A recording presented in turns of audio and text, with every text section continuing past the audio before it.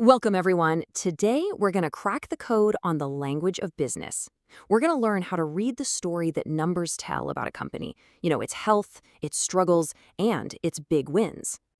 I want you to think back to school for just a second. We all got report cards, right? You get an A, a B, a C, and you knew exactly where you stood.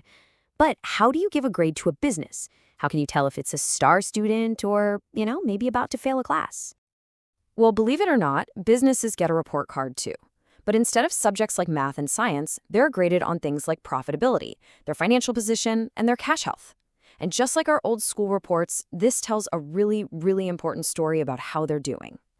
So here's our game plan for today. We'll start with the basic language, then we'll break down the three main report cards one by one, and at the end, we'll tie it all together so you can see the full picture. All right, let's dive right in. Now, just like learning any new language, we've got to start with the vocabulary. Once you get these four key terms down, I promise you the whole world of business finance is going to start to make a lot more sense.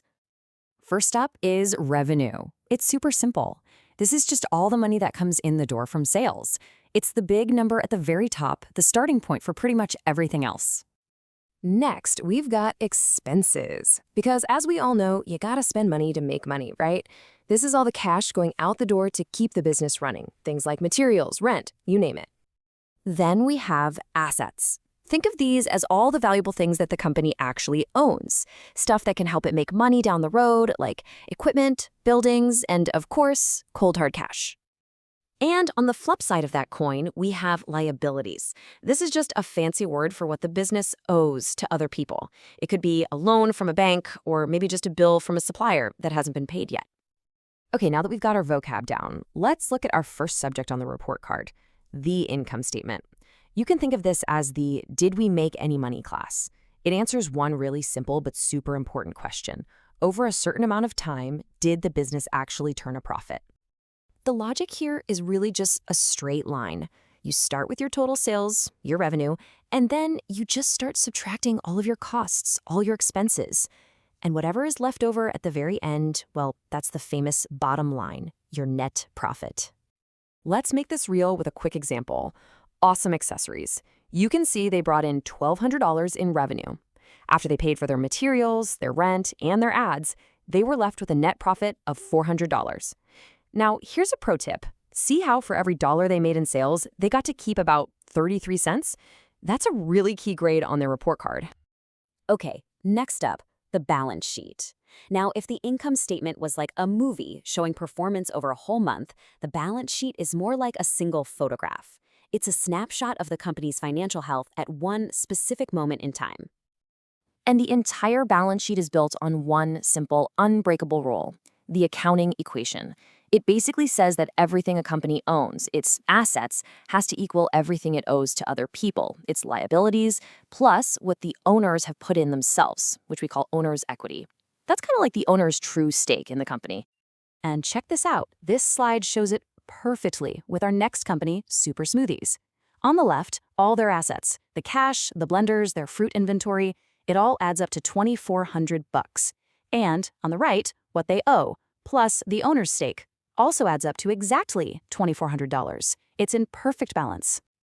All right, pop quiz time. I want you to put on your banker hat for a second. Super Smoothies comes to you for a loan. You can see they own more than double what they owe. So, based on this pretty strong financial position, would you give them the loan? There's no single right answer here, but this is exactly the kind of thing a real banker would be looking at. So the balance sheet gives Super Smoothies a pretty strong grade. But here's the twist. A company can look great on paper and still be in serious danger. And that brings us to our final and maybe the most dramatic subject, the cash flow statement. This one isn't about profit, this one's about survival. To show you what I mean, let's look at a company called Gamer Gear. These guys had an absolutely incredible month. They booked $50,000 in sales. On their income statement, they look like they're on top of the world. But wait, after that amazing month of sales, this is how much actual cash they had left in the bank. Just $2,000. So, what is going on here? This leads us to a puzzle that trips up so many people. How is it even possible to be selling so much stuff, to be so profitable, and yet be so dangerously close to running out of actual money? Well, the cash flow statement solves the mystery for us. Yeah, $50,000 came in, but look at all the cash that went flying out.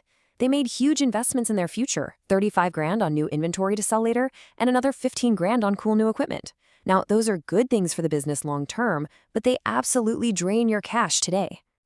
And this brings us to what might be the most important lesson of this entire explainer. Ready? Profit is an opinion, but cash is a fact. Being profitable is not the same thing as having money in the bank to pay your rent and your employees.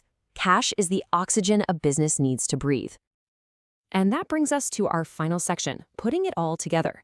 See, we've looked at each of these report card subjects one by one, but their true power really comes out when you read them all together as one complete story. This is how it all connects. The income statement asks, did you make money? The balance sheet asks, are you financially strong? And the cash flow statement asks the most urgent question of all, can you actually pay your bills tomorrow? You absolutely need all three answers to see the real picture. So I'll leave you with this final thought.